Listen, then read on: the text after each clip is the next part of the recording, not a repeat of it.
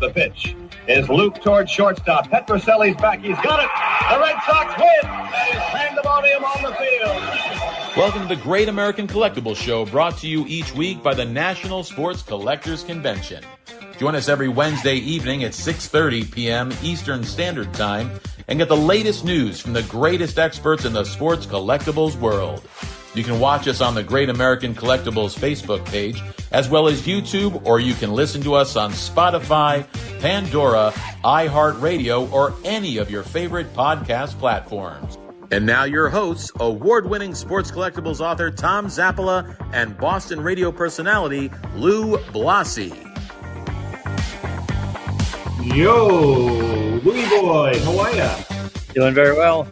Good. High above courtside, Tom Zapp from warm Florida, Louie. Warm Florida. Snowless Florida.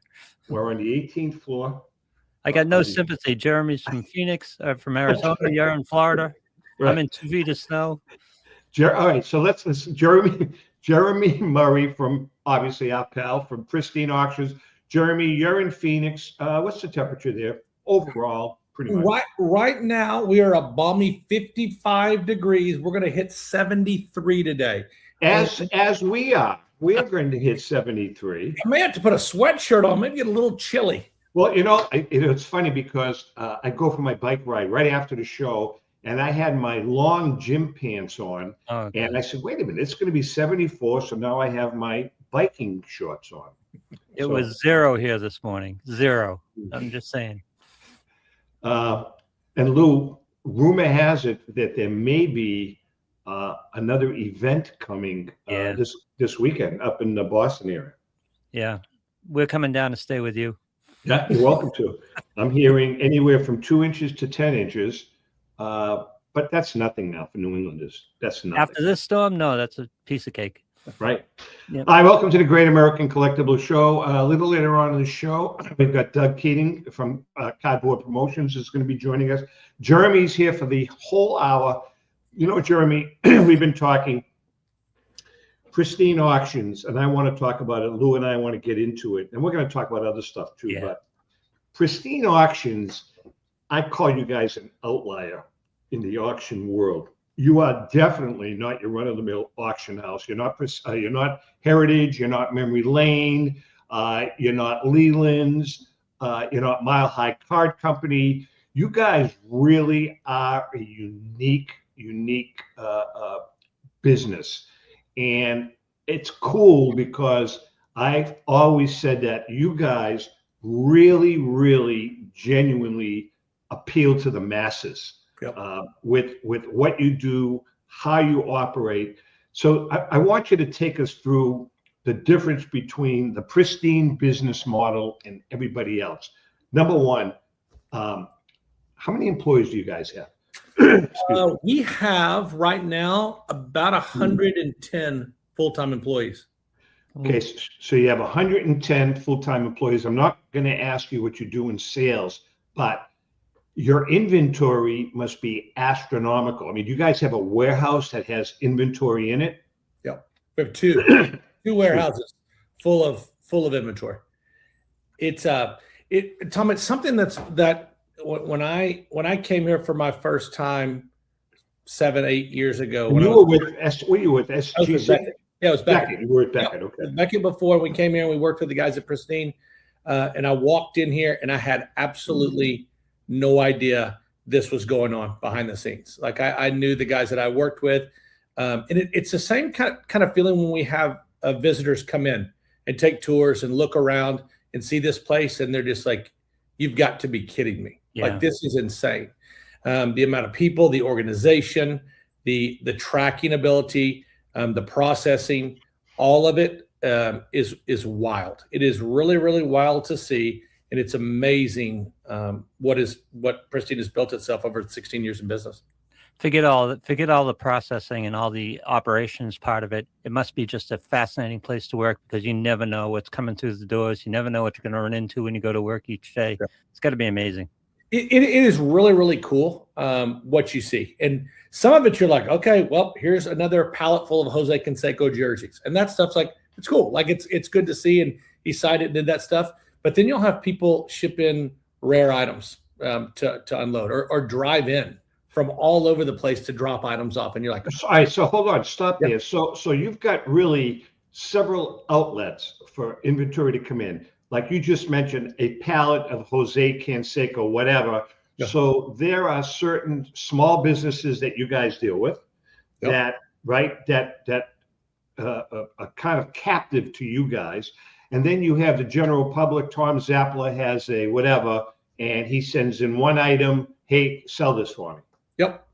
And when I started working with Pristine, it was sort of known as a memorabilia place, where it's a place where you could get your signed stuff here. Good, either custom jerseys, unique jerseys, and things like that. But it was memorabilia, and it's changed a lot over the past 2.5 years, where the card business has grown. So a lot of unique items, some bigger items coming in that we met and have seen before. But at the heart of it, it is, like you said, it could be someone does a signing with Jose Canseco and sends a bunch of items in that way. Or you may have a Tom Zappala that says, hey, I've got a small collection of cards, or I picked up some autograph stuff. We had an amazing side note. We had an amazing item come in that'll be up at auction soon. And it was a small booklet filled with Hall of Fame autographs in there. Babe Ruth, Ty Cobb. And the guy had collected them. You could tell it was a homemade. It was cut out, clipped in there, pictures of the players, and signed. And so the guys at Beckett were here doing authentication, and they loved it. And they went through there, and most of them were good signatures. They took those out. They got them slabbed up. They got some of the Babe Ruth stuff framed up, and then some of the pieces didn't pass authentication. So that's the weird type stuff that you see mixed in with a palette of Jose Canseco stuff. It's just a wide variety of stuff that, like you said, Lou, you never know what you're going to see when you're walking into the warehouse or when you look at an auction. Okay, so in the Go context ahead, of Louis. Tom's project with Ellen and Joe Orlando about the fines and things like that, tell me the background of that autograph book. Was it? Are we getting it from the original guy who possessed it? Is it just out of the woodwork, basically? It sounds like it was the original person that owned it. It was a current consignor that met up with these folks who were helping them with their estate.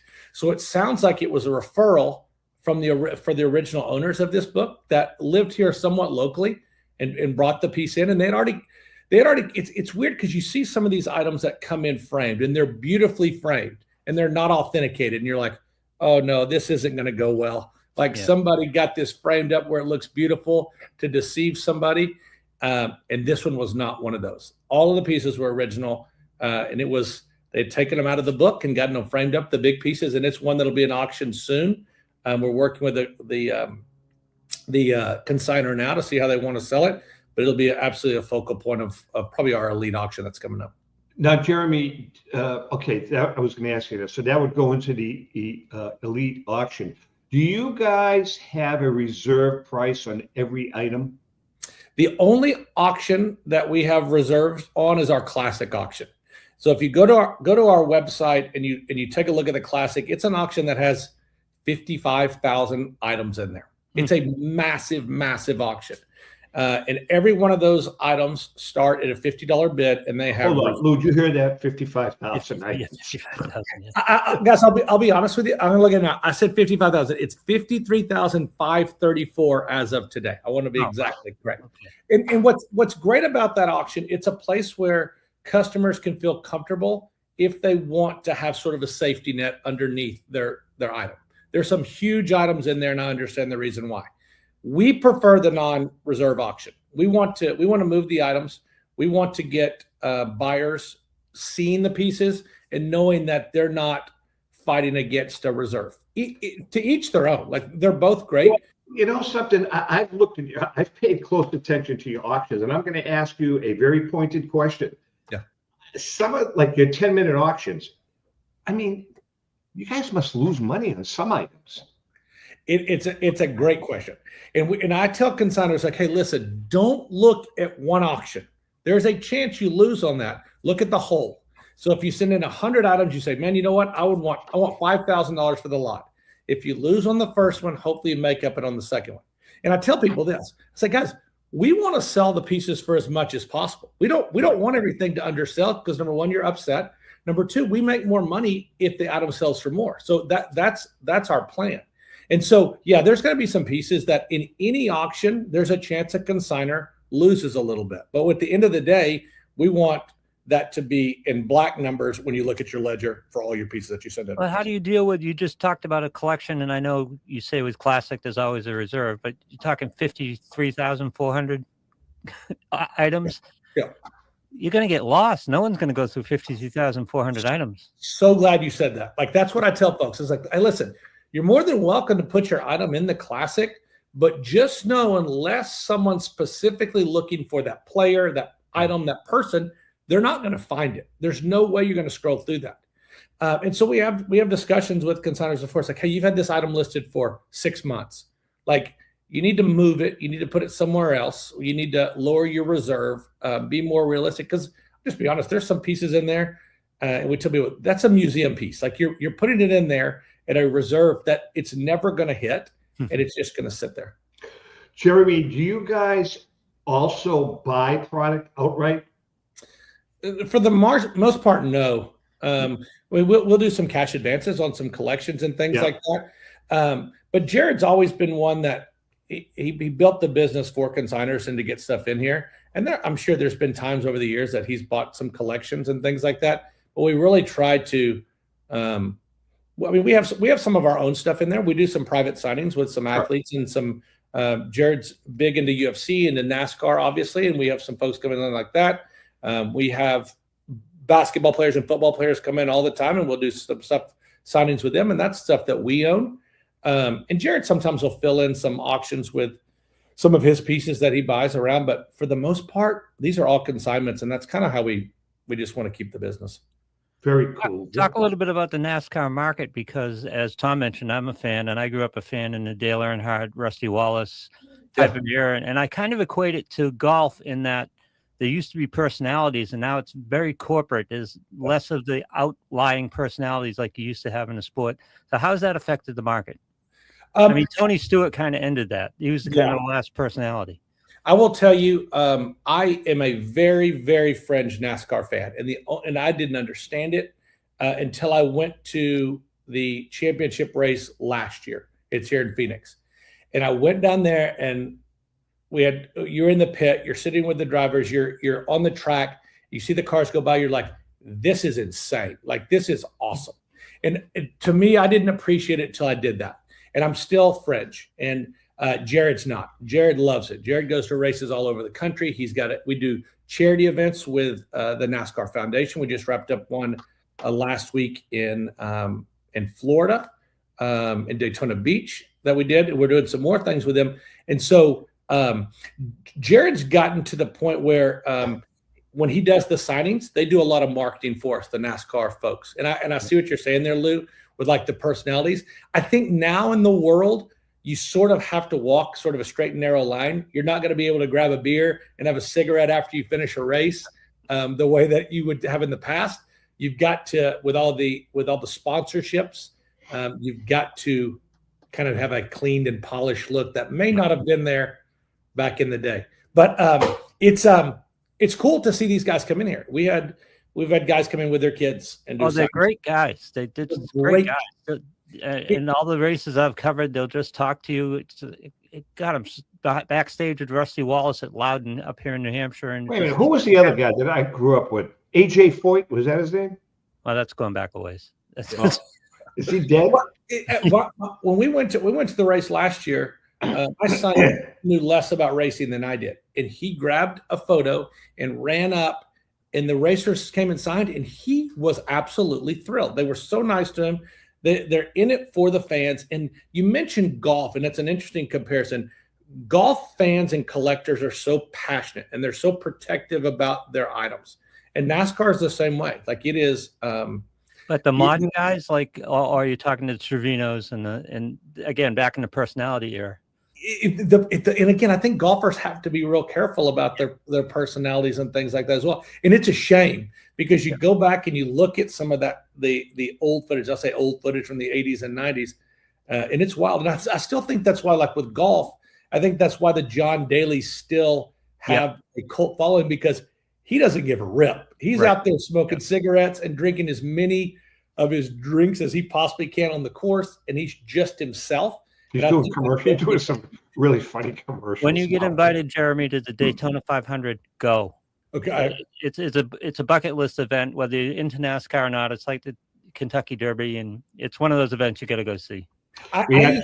I gave my friend such a hard time that was a huge NASCAR fan as we grew up through college together. I was like, this is ridiculous. It's why don't you just not fill up with gas and just use better tires and all this stuff? And you get out there and you watch it, you're like, dude, I had no idea it was this intense and this awesome. It's a lot like baseball. Baseball looks boring and nothing's going on, but there's something going on every pitch. There's something going on every lap in NASCAR too. It's just like that. Just the power of those cars launching around the track, it puts you in awe. So I am, again, such an outlier. Jared is a massive fan. He loves it. He loves to help the NASCAR with their charity. He likes to have drivers in. He is really good friends with Christopher Bell, and when there's races, he'll come in early and they'll go to Suns games and things like that. They're buddies. So it's cool. It's cool. And it's also cool. Like the first time we drove to the track here in Phoenix, you drive in there and there's pristine stuff all over the walls. I was like, man, this is pretty cool. Let's talk about Jared for a sec before we take a break, Jeremy. He's at the helm. How hands-on is Jared in the building with the business, or does he sit up in the ivory tower? Oh man, this question may get me in trouble. Jared is full hands-on.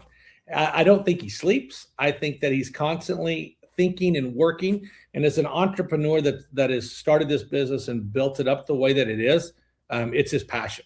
And I don't know if I've mentioned it here before, but when I came on board here 2 or so years ago, I said, hey, what is your long-term plan? Like I've been through acquisitions and mergers and things like that. It's like, what's the long-term plan with Pristine? He goes, his exact words like, I'm not going to sell it. He's like, I love it.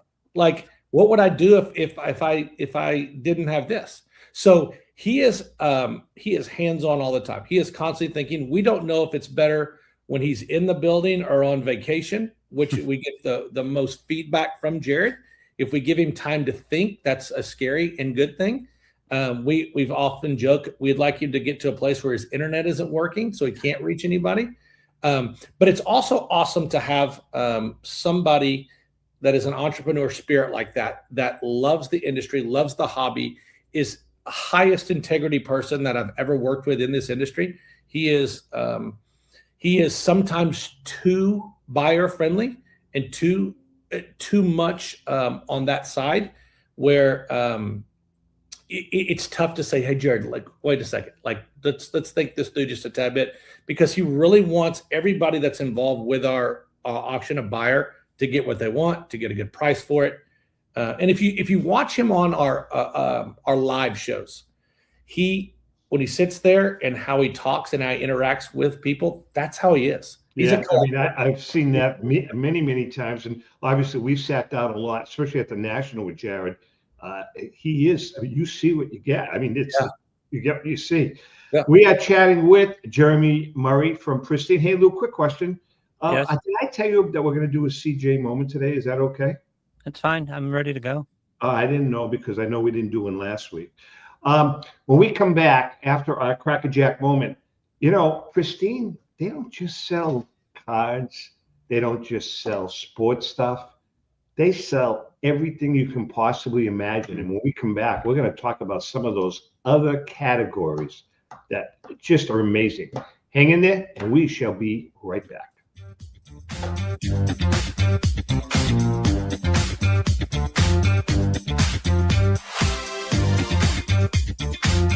I'm Rebecca Curry, a two-time child cancer survivor, recipient, and advocate for Lucy's Love Bus. The mission of Lucy's Love Bus, 501c3 nonprofit, is to provide joy, comfort, and quality of life for the entire family of children with cancer. Since 2006, they have delivered love and comfort to over 3,000 children with cancer and their family members across New England. The dream of Lucy Grogan, an 11-year-old cancer patient, was to help kids with cancer who are suffering right now, before there is a cure, by offering free, integrative therapies like art, music, horseback riding, and many other activities. Unfortunately, Lucy passed away, but her dream lives on, and today Lucy's Love Bus is thriving. I'm Red Sox Hall of Famer Rico Petrocelli. I hope that you'll consider supporting Lucy's Love Bus and all of those children who have been stricken by cancer. The Great American Collectibles Show is partnering with Lucy's Love Bus to help these kids. Let's continue Lucy's dream. Please go to lucyslovebus.org for more information. Since 1996, Brian Drent and the staff at Denver's Mile High Card Company have led the charge in the collectibles hobby. Mile High is a full-service dealer specializing in buying and selling cards and offers a competitive consignment program for all collectors. Whether it be their computerized want list service, appraisals, or auction services, Mile High has it all.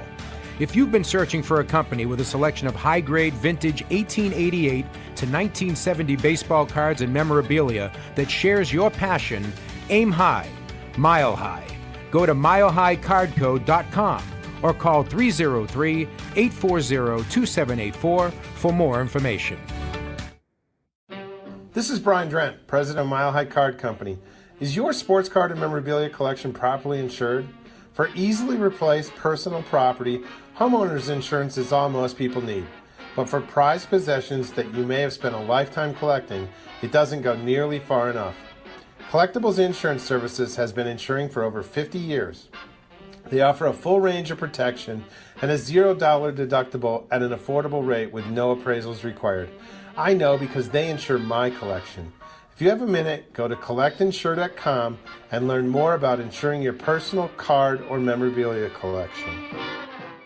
Hi, this is Dan from Memory Lane Auctions, here to remind you that the renowned Memory Lane Collectibles Company has served as a beacon of light to the collecting community for the past several decades. Indeed, folks, it has been our utmost privilege and pleasure to provide the most enthusiastic collectors with an abundance of the finest sports cards and memorabilia for America's most coveted sports personalities via our world-class auctions. Whether you choose either a private sale transaction or the auction route, Memory Lane cordially invites you to reach out to us to maximize the value of your prized possessions. Also, it is not just sales that we pride ourselves on being the best of the rest, because if you are seeking a particular keepsake for your esteemed gathering, we will be relentless in our quest to find that special piece to fulfill your collecting dreams. So no time to wait. Reach out to us today for the purposes of capitalizing on our unparalleled marketing capabilities. Simply pick up the phone and dial 877-606-5263. That's 877-606-LANE, or find us on the World Wide Web at www.memorylaneinc.com. Now is the time for your valued consignment to ultimately become another one of Memory Lane's record-setting prices. How would you like to own the bat that was used by your favorite player when he hit that towering home run or game-winning base hit? Now look no further than JT Sports, specializing in the sale and authentication of professional game-used bats.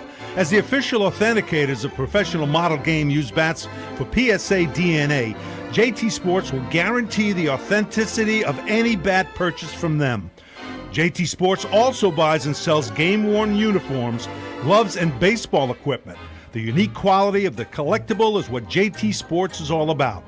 Give them a call at 609-487-8003 or check them out at GameUseBats.com.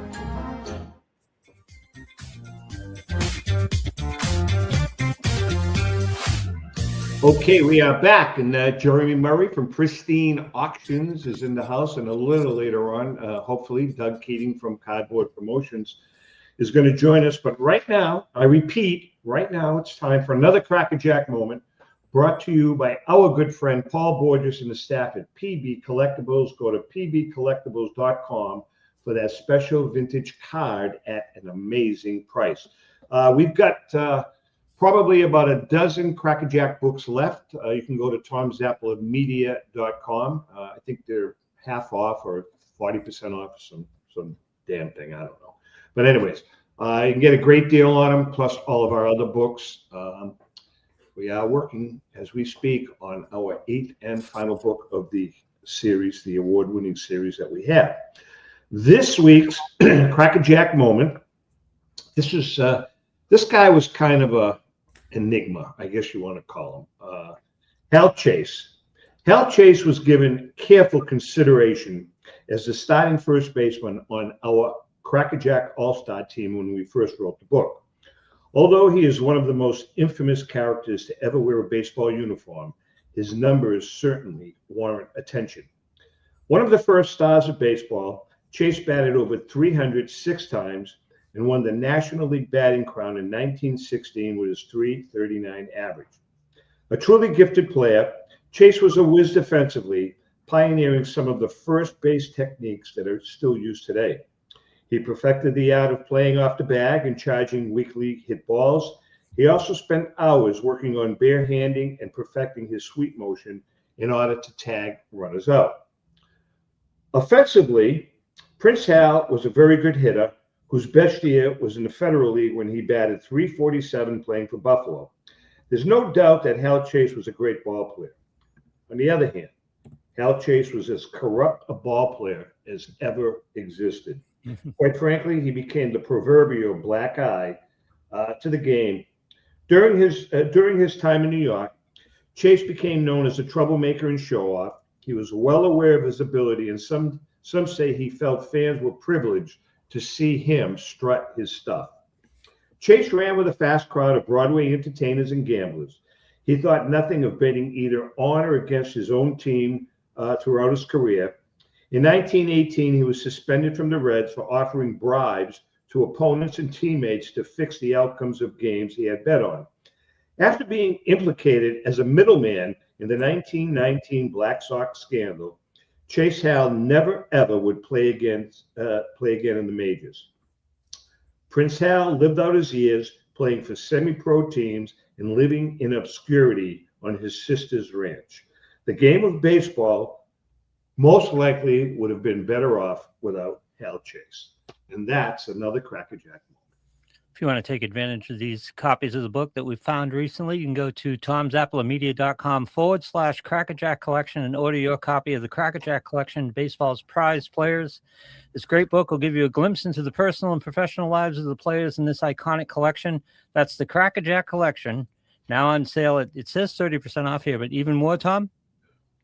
I don't know what. Yeah, whatever. It's a great price. Tom's Apple Media /Crackerjack Collection is where to go to get a great deal on that book. Hey, listen, just stick with this topic for a minute, both of you guys, talking about Hal Chase. What are your thoughts, Lou? You work in the business. You work for DraftKings. Yep. You're there every day. You're seeing the action that's going on. Is this whole thing going to explode with players betting on their own teams or against their own teams? I mean, we're starting to see little dribbles of this and dribbles of that. Is this thing going to explode at some point in time? Lou, I want to get your opinion first. I don't know if it's going to explode. We've already heard pressure from the leagues in all sports, talking to DraftKings, and DraftKings themselves and all the books are working on how viable prop bets are at this point in this whole thing. And that's going to be the thing. Prop bets are either going to have to be governed a little bit or possibly even eliminated, because that's where all the problem lies. And with prop bets, everyone's aware of the problem, and everyone's aware there has to be an adjustment made here. How severe that adjustment's going to be, I don't know yet, but it's a topic of conversation. I mean, it already happened with the NBA. We've watched some of the markets. The NBA has calmed down some of the player props and multi-leg parlays and things like that with player props. So there's going to be adjustments made. I don't know if there'll be a real explosion, but I think there's going to be a series of adjustments as the books are going to feel more vulnerable to player prop manipulation by the players. Jeremy, what are your thoughts? Yeah, I think you're right on there. I think I would bet when they pull back a little bit more, they're going to find more things that have happened in the past. It's just wild to me where you can have these player props, somebody that is a bench player, and you have a huge bet come in that they're going to do something. It's like, I mean, how more obvious can you be that there's something wrong there?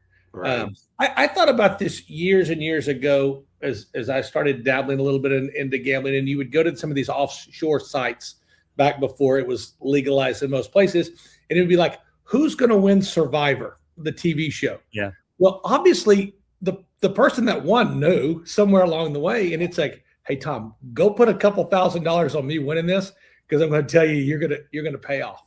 So you're going to have to watch some of those. And Jeremy, that aspect is coming back. You have Kalishi now, and you have other. I forget what they call it, what the term is for it, but where they're just doing things other than sports. And WWE, they've been betting on WWE for years too, and it's like, someone has to know what that outcome is going to be. Wait a second. I Why didn't don't know I get that. those calls? You can bet WWE. Yeah, you can.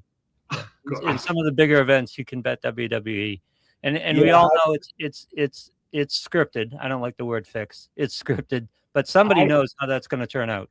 I would like to get a call from somebody that's got a really good inside tip on some a WWE fight. I've yet to get those. That would be very, very cool. Somebody knows. Just a matter of whether it gets out, right? Crazy. Yeah, Listen, I want to talk about, Jeremy, I want to switch gears for a minute on inventory. Yeah. First of all, what is your title? What do you do for Pristine?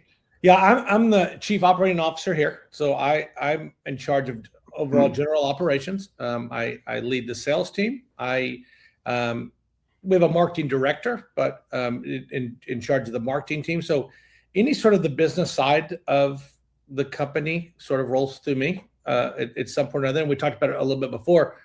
Jared's involved in his hands in a lot of other things. So and that's just kind of how it is. But that's my title. That's my level of expertise and why I came on board. So do you have, for instance, do you have a purchasing department?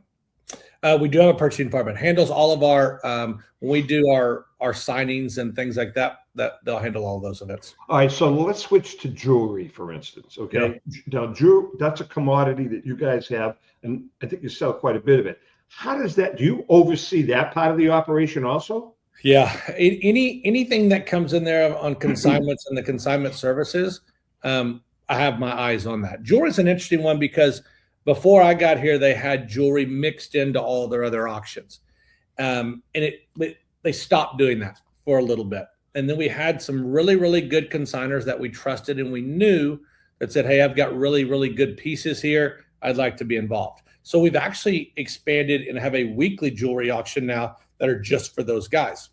It's one you have to be careful with, and you have to work with trusted folks there because we guarantee anything that we sell. Authenticity is a key thing, and it's again, I talked about Jared's integrity. If there's any question of that, then he's one to say, we're not working with that consignor again, refunding the customer type stuff. And so we have to be very protective of what we allow in. So do you guys have, you sell like legit high-end jewelry as well as costume jewelry? It is all legit jewelry. No costume jewelry in here. Really? The jewelry auction we have here are all certified gems and jewels there with appraisals and everything that come with those. Oh, wow. So it comes with it. It's the same thing where if we have an autographed Jordan basketball, we have one of the big authentication companies authenticate that. We also have GOAT authentication that does our Tom Brady and stuff to add their authentication on there. We want to make sure that people, when they buy stuff, they're getting what they. So Louis, Tom has a specific authentication company. Yeah, he owns authentication company. Yeah, Which he was one? at the Philly Brady? show. Yeah, he was at the Philly show. So Louis, wait a second. Your engagement ring. There you go. That's where you can get it. That's how I can get it. Yeah, get it. I can call Jared up. I can call Jeremy up. Can give Lou a deal. Fair enough. Is there any memorabilia crossover there, Jeremy, where Marilyn Monroe owned this ring or owned this necklace or that type of thing? If there is, and there is some provenance behind where it came from, we're happy to sell it that way. There you go, Lou. All right. Hey, let's switch gears again. Let's talk musical instruments. You guys sell some really cool guitars. Lou's a guitarist. Tell us about that part of the business. Yeah, kind of in our pop culture side of the business, we have a lot of musical items that are in here. Guitars, obviously, you mentioned that. The pick guards, a lot of the guys will get the pick guard side and put it on the guitar display, get custom guitars in there.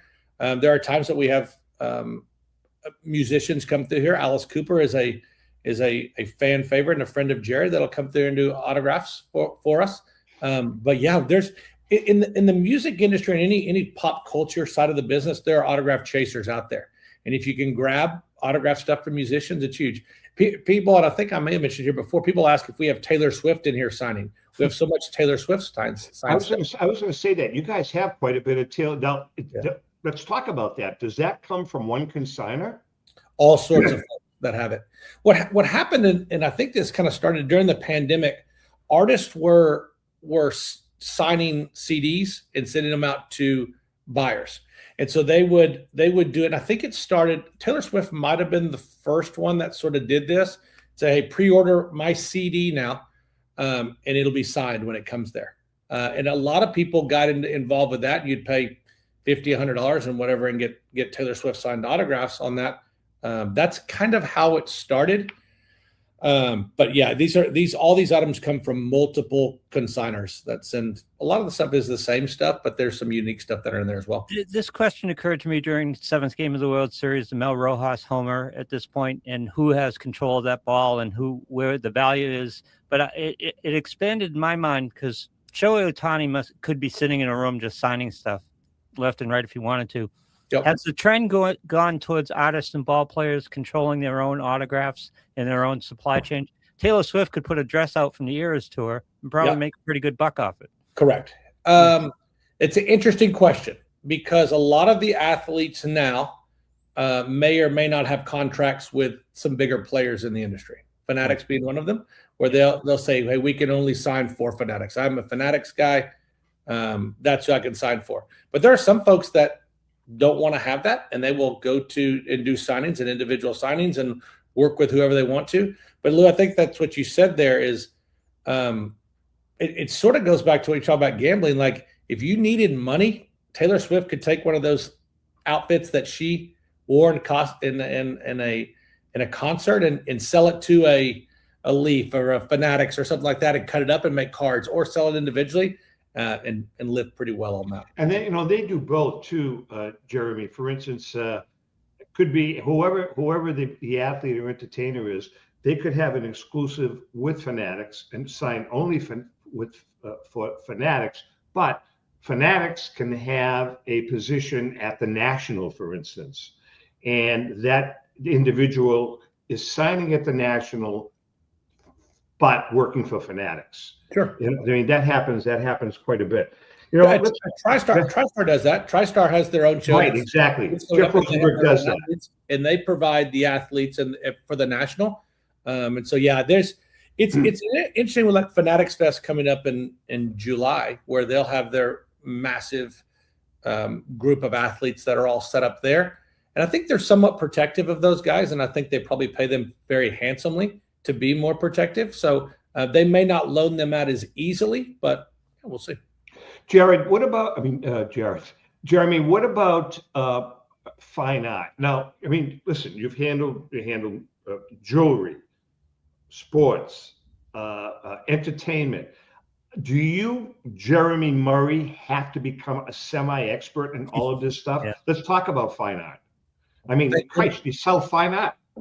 Thank goodness I do not have to become an expert in that. It's a slippery slope there because we've had people say, hey, that's not art. And it's a thing to say, okay, what do you consider art? If I scribble on a piece of paper and I said, look at that masterpiece, I consider it art, others don't. And so it's tricky there to say what is art and what's not. But what we do is we have authentication of this. We need to work with artists that say, hey, this piece was done by Jeremy Murray. It is authentic. It just gives a little bit of detail about what it's there. So just like we were talking about before, some of the larger auction houses that are out there that deal with some crazy, huge grail type cards, right now we're not one where you're going to come and probably find rare Picassos. Right, you're not going to get a Monet. You're not. Yeah, it's just it would love to, but there's been times that we've had people reach out and say, "I've got a Monet. Do you guys take this?" We'll take it. It's not our specialty, and it's probably in being honest, and it's something where in the many years I've been in this industry, I'm one that I like to tell people the truth about things and say, hey, Pristine may not be the place that you want to sell that. Like you may look at a place that deals in fine art. We are more modern art, more a little bit abstract, a little bit just different sports type art there. I'm looking at it right now, and I mean, you've got some cool stuff. You've got the the Mamba oil painting on canvas. I mean, that's a beautiful piece. But then again, you have some Muhammad Ali signed lithograph. So you're kind of all over the place. It's actually pretty cool. It's one that's a very interesting one when you go through that auction when it's listed and you're like, hey, listen, Larry Bird's shoes are not art. I know that you can consider anything art, but that's not art. Like we need to have some things in there that we need to be a little bit, we need to lean one way over the other. So yeah, art is something that we put out there, and art is a category that we've done really well in. But I think when you come in there and you're looking for high fine end art, Pristine Auction's not the first place you're going to go look for Monets and Picassos and things like that. We are chatting with Jeromy Murray. Louis, I'm going to give you the option, Philly or Finkelmeyer. What would you like? I know you hate Finkelmeyer, so I'll take Finkelmeyer. You don't hate Finkelmeyer, you hate reading the ad. Finkelmeyer Insurance Agency has been insuring collectibles since the early 1980s. The late Tom Finkelmeyer wrote the original sports memorabilia insurance policy when no one else in the industry was insuring sports collectibles. A lifelong collector of sports cards, Tom Sr. instilled the love of collecting to Tom Jr., the current president of Finkelmeyer Insurance Agency. Tom Finkelmeyer Jr., with 3 decades of insurance experience, has paired that expertise with 50 years of collecting, and with a litany of professional designations, including counseling and risk management. Tom covers every aspect of a collectible insurance needs. Unlike some of the companies that sell collectibles insurance directly to the consumer online, Finkelmeyer Insurance Agency is the only independent retail agent who specializes in sports memorabilia and collectibles nationwide. Representing all major companies that sell collectibles insurance, there's no agent that insures more collectors, dealers, appraisers, auctioneers, or events in the collectibles hobby than Finkelmeyer Insurance. Our good friend and hobby legend, John Tobby of JT Sports, has been using Finkelmeyer Insurance for over 20 years. For more information for your collection, go to thefia.com, thefia.com. That's Finkelmeyer Insurance, where collecting is our passion. Hey, Jeromy, before we take a break, we've got a couple of minutes. Pokemon. Let's talk Pokemon. Rico's favorite topic. Oh, Jesus. You think you were sticking needles in his eyes when you're talking about Pokemon. But, I mean, you're a card guy going way back. Have you learned Pokemon? Are you understanding Pokemon? You guys sell a lot of it. We do. And I'm going to stick with it. I don't know it. I don't understand it. I know some of the names. My son will open it and rip the packs and ask me questions about it. I said, I don't know. But the industry knows, and the industry continues to grow with this, and we have to adapt with what the customers want out there. So yeah, Pokemon and TCG cards all together continue to grow, and it will become this year a big part of our auction. We actually have a featured auction coming up in the next couple of weeks that coincides with a new show in Toronto that's run by the Sports Card Expo guys up there. They're putting on a TCG heavy card show, and you look around the shows these days, and Philly's a perfect example. The guys there have a special TCG area that is for the show. There is no way back in my first days of going to Fort Washington show in Philly there that I would think this would ever be a player at all, and it is. And the guys at West Coast show are having a separate show for that, and the front row shows are heavy with Pokemon. And I would be surprised at the National this year there is not a bigger Pokemon presence than even. I think I was talking to Joe Drellick about that, and I believe, unless I dreamt it, I think they're going to have an entire floor dedicated to Pokemon. Like, It didn't surprise me. On that second floor of the Rosemont, they could have made last year much bigger. I think that's where they're going to do it. I think it's going to be on that second floor. All right, so based on the last two questions, let me ask this, Jeremy. It feels like, and correct me if I'm wrong, it feels like the investment aspect of the hobby is growing and growing. So you're bringing more people who are investing in collecting as opposed to collecting for nostalgia, or collecting for the love of collecting. And you guys form a perfect crossroad for all these different types of auctionable items. Are you seeing a lot of crossover? Are vintage baseball guys, maybe not to Pokemon, but going to art or going to pop memorabilia and things like that? Is there a lot more crossover? Yeah, there is crossover on that. What I love about Pristine is we also allow those that are in there for investments to get in there. There's some pieces there. If there's some folks that are in the lower end level, they can get some good pieces in there that they want to. We don't expect everybody to be able to have $100,000 to come in here and buy some one of one, this or that.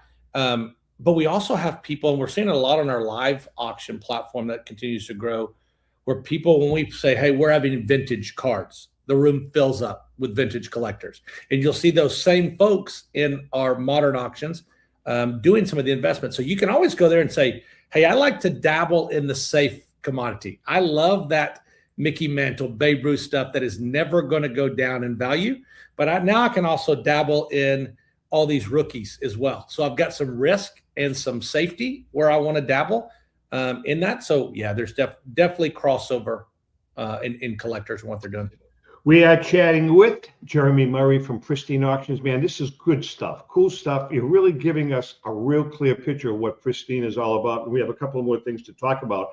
We're going to take a quick break. Not sure if Doug Keating is going to be joining. Have we seen Doug? Is he still MIA? Off and on. He actually had a camera for a little bit, but he's off right now. Okay. Hang in there. We'll be right back.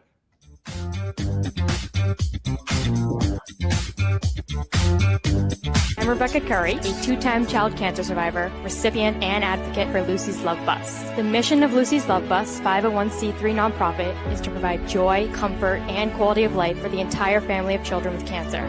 Since 2006, they have delivered love and comfort to over 3,000 children with cancer and their family members across New England. The dream of Lucy Grogan, an 11-year-old cancer patient, was to help kids with cancer who are suffering right now, before there is a cure, by offering free, integrative therapies like art, music, horseback riding, and many other activities. Unfortunately, Lucy passed away, but her dream lives on, and today Lucy's Love Bus is thriving. I'm Red Sox Hall of Famer Rico Petrocelli. I hope that you'll consider supporting Lucy's Love Bus and all of those children who have been stricken by cancer. The Great American Collectibles Show is partnering with Lucy's Love Bus to help these kids. Let's continue Lucy's dream. Please go to lucyslovebus.org for more information. Pristine Auction is a family-owned and operated online auction specializing in autographed memorabilia, sports cards, coins, art, and collectibles. Since their founding in 2010, they've grown to 2 facilities in Phoenix, Arizona, totaling over 60,000 square feet. Jared Cavalier and an incredible staff of over 150 team members serve a very large customer base and enjoy every minute of it. By working with leading authentication companies, Pristine ensures all items are 100% authentic. In addition, third-party authenticators regularly travel to Pristine Auction to provide authentication services on site. Pristine Auction strives to operate its business in a way that's honoring to God, their families, and their customers. With a strong focus on speed, quality, and premier customer service, their mission is to be the leading online auction for every level of collector and fan. Pristine also works for Hope Sports and Identity Hoops International, traveling to Mexico to build houses for the less fortunate. Pristine Auction offers several online auction formats with thousands of auctions ending each day. For more information, go to pristineauction.com. That's Pristine Auction, the best in the business. If you're a discerning collector interested in owning the most important pieces in the hobby, look no further than Leland's Auctions. The original sports auction and appraisal house, Leland's was established in 1985 by legendary Pioneer founder Joshua Leland Evans. And today, President Mike Hefner carries on their tradition. From the Tom Brady card and memorabilia collection to the famed Boston Garden auction to high-end card auctions from every major sport, Leland's has always maintained the highest standards. Go to Lelands.com and get your bid in. That's Leland's, the hobby's leading sports auction house for 4 decades. It's often been said that championships are won on the practice field, and world records come only to those willing to work harder than everybody else. Heritage Auctions is the world's largest collectibles auctioneer because we believe that becoming the best is only an invitation to the challenge of remaining the best. This requires the skills of the hobby's top experts, capable of identifying and maximizing value for our consigners. It requires the most visited website in the industry, courting a global audience of collectors over 1.5 million strong. It requires a dedicated press department that expands our global reach far beyond the entrenched hobby marketplace. It's hard work, but a simple premise. Present the finest collectibles to the largest population of potential buyers, and world records will come.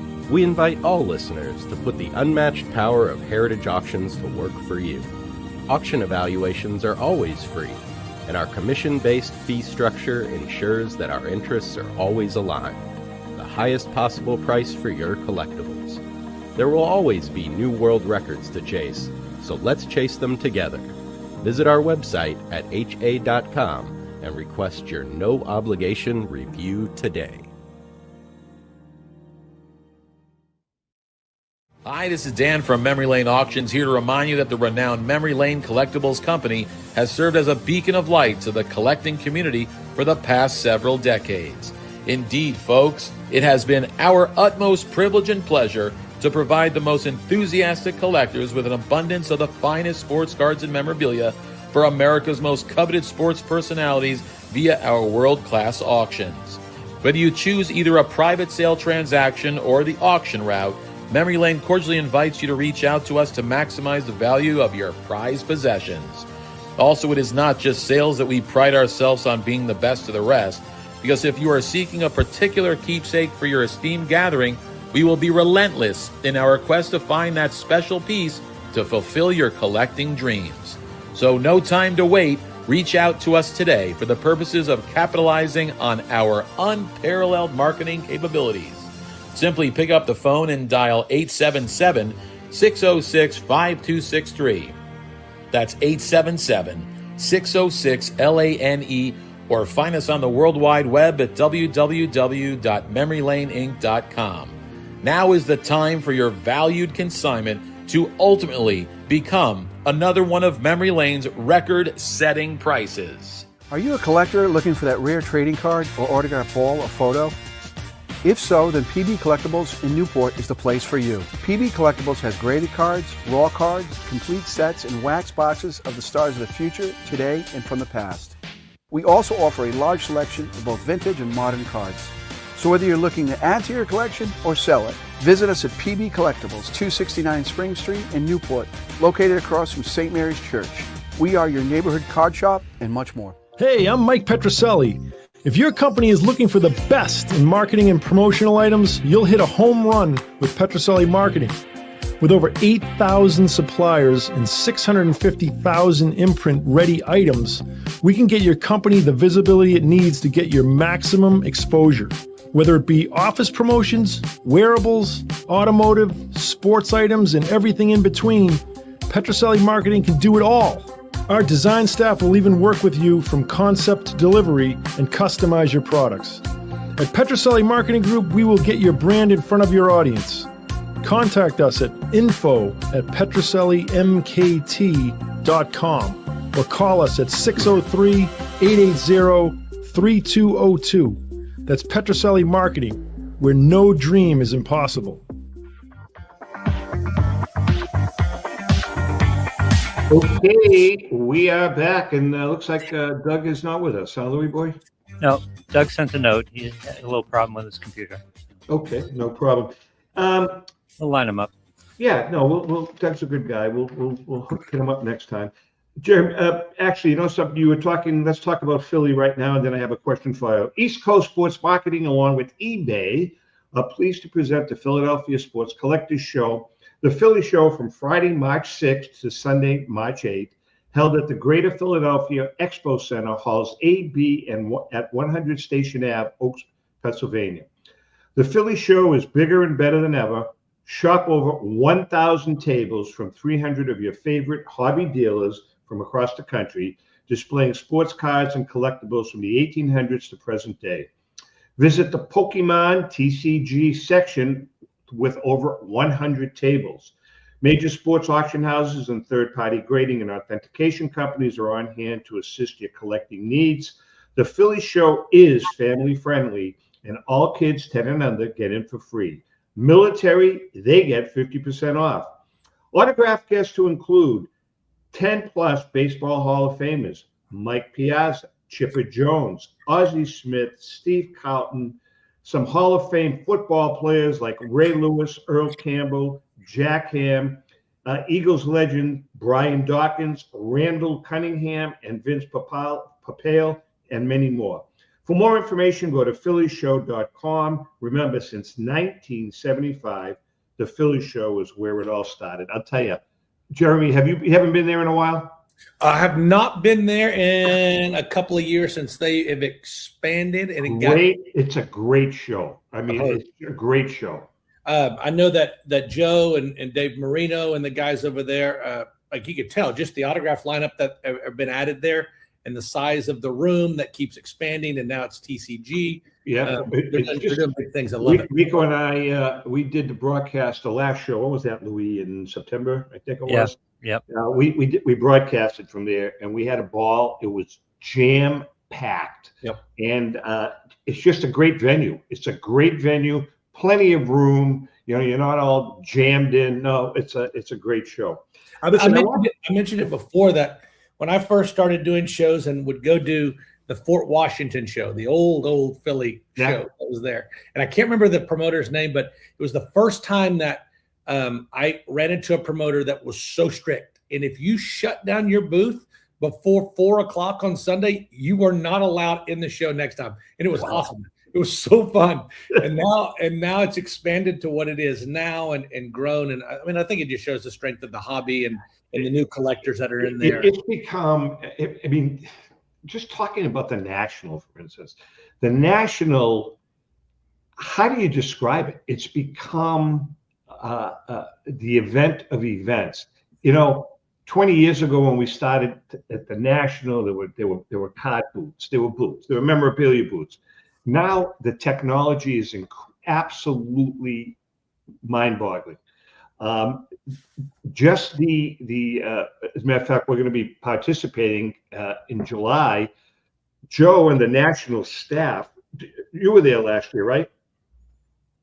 Me? Yeah. Yes.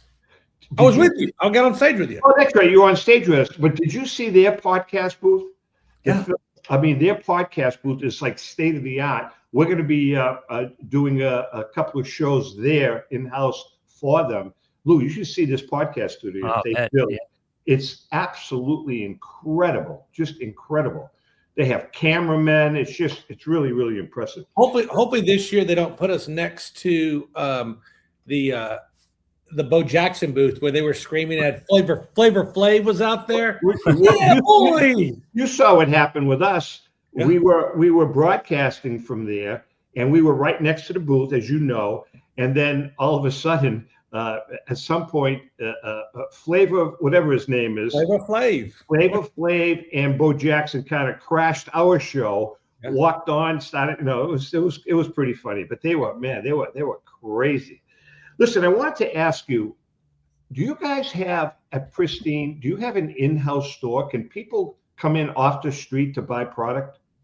We don't. It's all, I mean, you can come in to pick up your purchases if you're local and save on shipping and do that. And we have a rotating door where people are coming in, dropping off and picking up.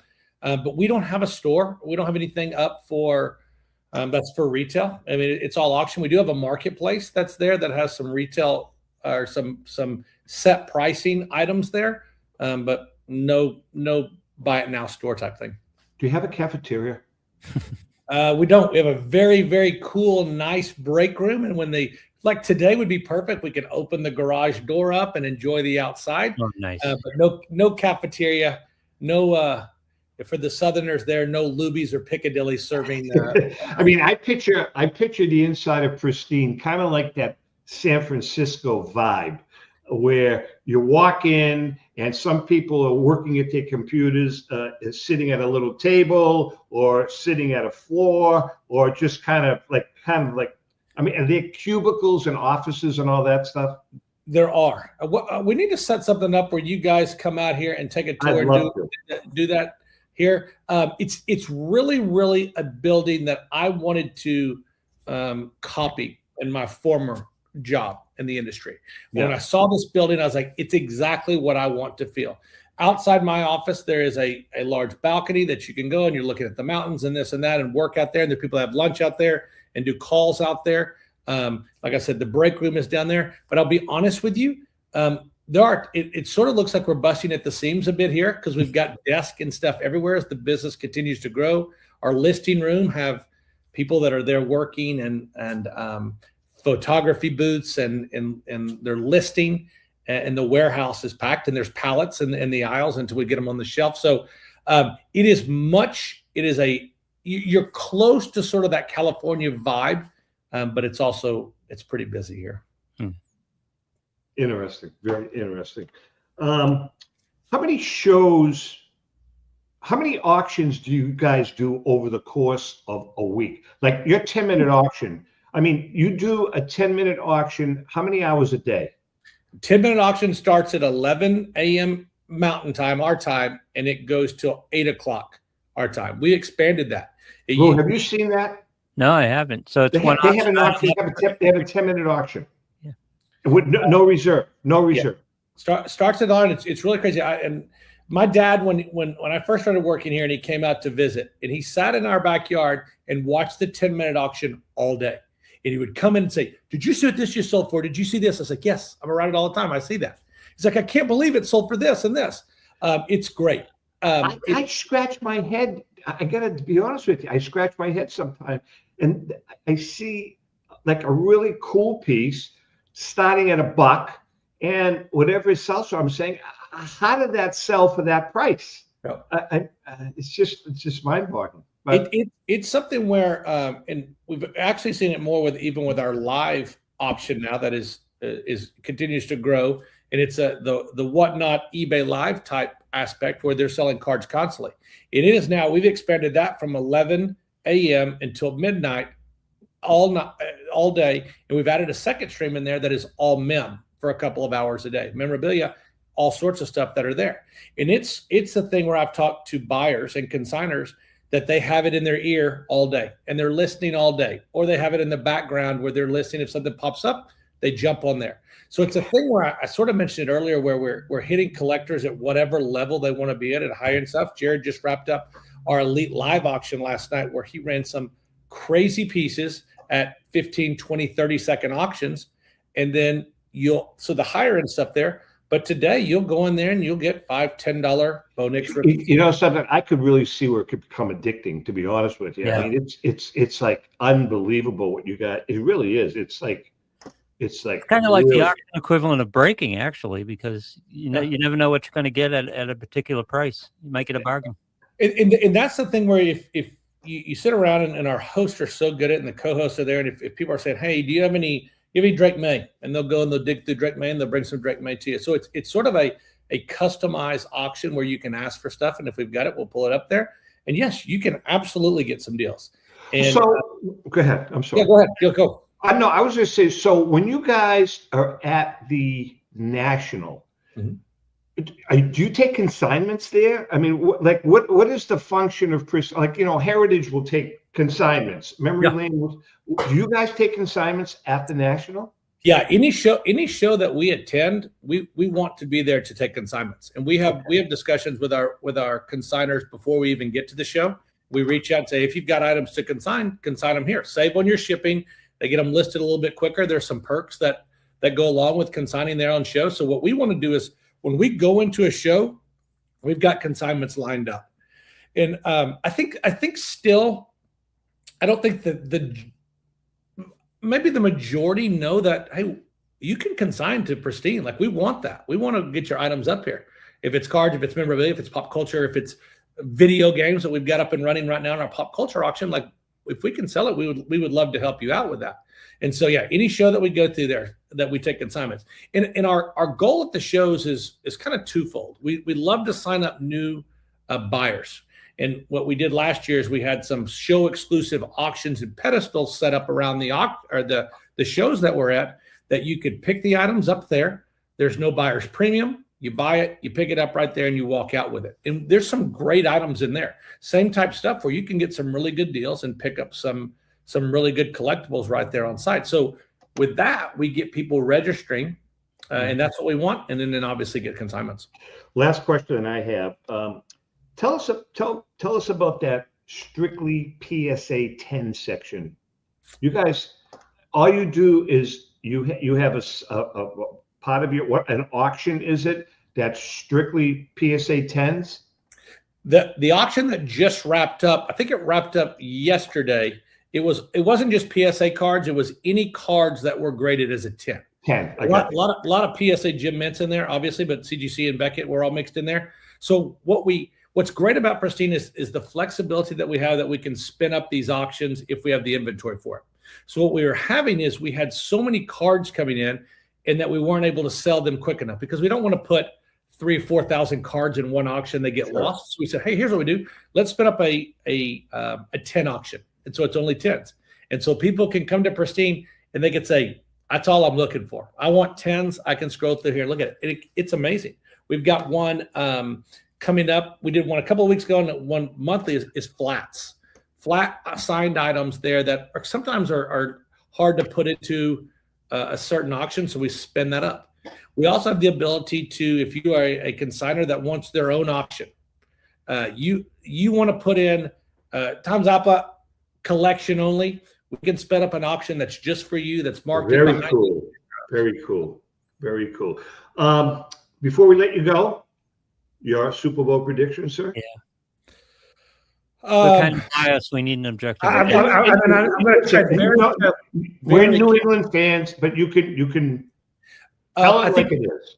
I think looking at it right off, looking at it paper, I think Seattle is what the public is going to take.